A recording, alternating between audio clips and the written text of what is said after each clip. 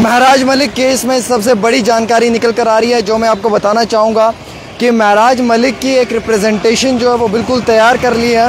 वो रिप्रेजेंटेशन आज या कल के दिन में जो है वो एलजी सरकार को सौंप दी जाएगी।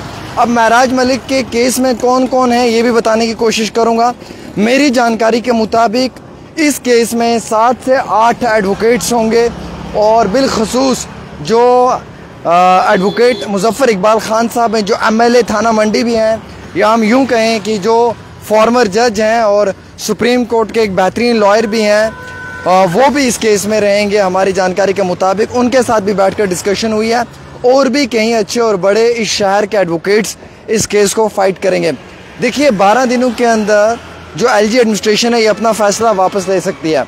12 दिनों के अंदर जो है वो लेफ्टिनेंट गवर्नर की सरकार जो है वो अपना फैसला वापस ले सकती है, लेकिन उसके लिए भी जो है वो बाकायदा डिस्कशन होगा।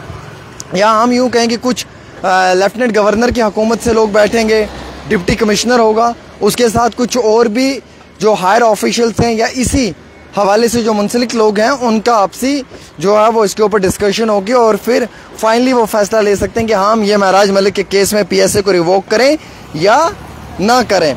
लेकिन अगर 12 दिन गुजर गए तो ये अल्टीमेटली फैसला गवर्नमेंट के पास चला जाएगा और फिर अगर कोई कुछ चाह कर भी करना चाहे तो नहीं कर सकता है। फिर वही होगा जो लीगल प्रोसीडिंग्स के तहत होता है, जो कानूनी कार्रवाई को देखकर होता है। फिलहाल आज उसकी रिप्रेजेंटेशन तैयार की है। वैसे मैंने सुना है जिस आधार पे पीएसए लगा है महराज मलिक पे, वो इतने मजबूत ग्राउंड्स नहीं है। महराज मलिक की रिहाई को लेकर मजबूत ग्राउंड्स बताए जा रहे हैं, यानी कि ग्राउंड्स उनके पास अच्छे मजबूत हैं, वो उनके ऊपर इस केस को जो है वो जीत सकते हैं या फिर इस केस के थ्रू वो अपनी रिहाई कर सकते हैं। 6 दिन तक महराज मलिक से कोई नहीं मिलेगा। अभी 5 दिन हुए हैं, 6ठा दिन आने वाला है, उसके बाद शायद महराज मलिक से किसी एक को मिलने की इजाज़त दी जाएगी। अब मुझे ये समझ नहीं आती कि महराज मलिक के पीए को क्यों डिटेन किया हुआ है। चलो महराज मलिक पे पीएसए लगा, उसे अंदर कर दिया आपने, लेकिन जो उसके साथ उसका पीए है आमिर, उसको क्यों डिटेन किया हुआ है। मुझे कई सारे लोगों ने फ़ोन कॉल्स की कि सर आप जर्नलिस्ट हैं, आप उसकी बात करें। महराज मलिक के पीए को भी जो है वो कई दिनों से जो है वो डिटेन किया हुआ है। किन वजूहात पे किया है, किस जुर्म में किया है, उस नौजवान का क्या कसूर है। उसने तो कहीं पे कोई भड़काऊ भाषण नहीं दिया महराज मलिक के पीए ने, ना ही महराज मलिक का पीए कोई सोशल मीडिया पे गंदगी लिख रहा था या गलीज़ बातें कर रहा था या कोई सियासत कर रहा था। फिर उसे डिटेन करने का क्या मकसद है, उसे जो है वो अंदर करने का मकसद क्या है। मतलब ये तो समझाएं एटलीस्ट कि उसका जुर्म क्या है। कम से कम हमें तो बताएं कि उसका जुर्म क्या है। मैं वो न्यूज़ करूँ आपके सामने कि महराज मलिक के पीए का ये जुर्म है, इस जुर्म में उसको जो है वो बंद किया हुआ है या डिटेन किया हुआ है। आप इतनी ताकत तो रखें ना बोलने की, हमें पब्लिक को ना बोलें। हम तो मीडिया के लोग हैं ना, हम तो यहाँ पे जो है वो जमहूरियत के अंदर एक अच्छा रोल प्ले कर रहे हैं। आप हमें बताएं ना महराज मलिक के पीए को आपने क्यों बंद किया। मुझे बताएं, मैं अपने डेली तस्कीन के न्यूज़पेपर में खबर लगाऊंगा किन वजूहात के ऊपर बंद किया आपने। मतलब क्या रीज़न उसको डिटेन करने का, मुझे ये तो बताएं एटलीस्ट।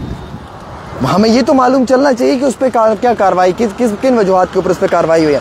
क्या वो महराज का पीए था इसलिए आपने उसको बंद किया है, या वो कोई बहुत बड़ा क्रिमिनल था, उसने बहुत बड़ा कोई संगीन जुर्म किया है इसलिए आपने बंद किया। एटलीस्ट बताएं तो सही, बात तो करें।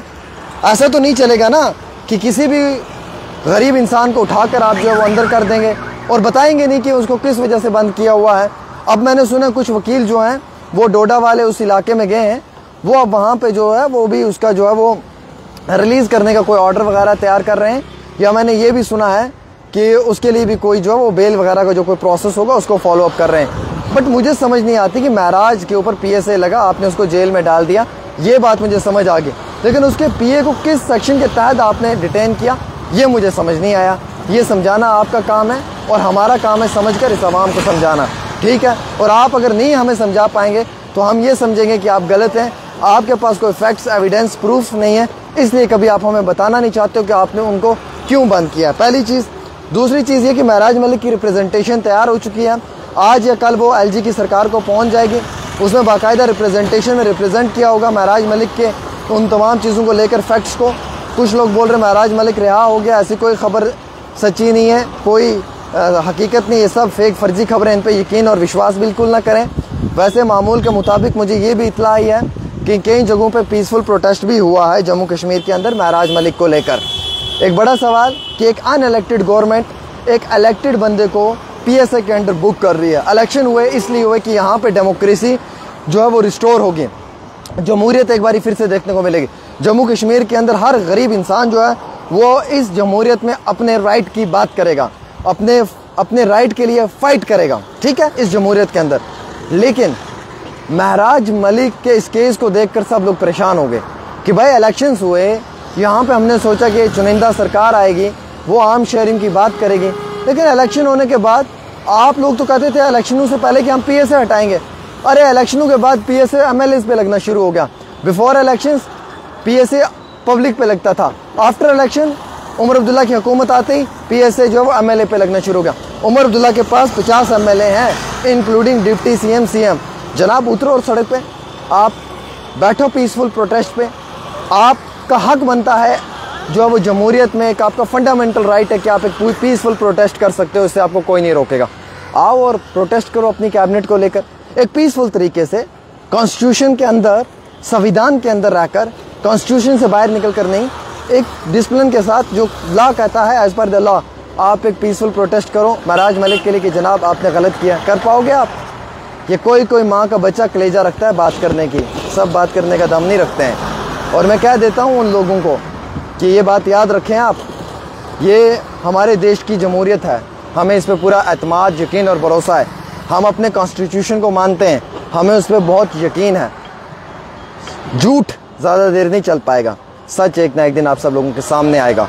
फिलहाल मुजफ्फर इकबाल खान साहब जो नेशनल कॉन्फ्रेंस के एमएलए भी हैं, माफ़ी चाहूँगा नेशनल कॉन्फ्रेंस से नहीं है वो, अभी उन्होंने उस जमात को छोड़ दिया है जो एमएलए हैं, और वो अभी जो है वो ये केस कंटेस्ट करने के लिए तैयार हैं। मे बी वो फाइट करें ये केस। एक छोटी सी रिपोर्ट आमिर के साथ।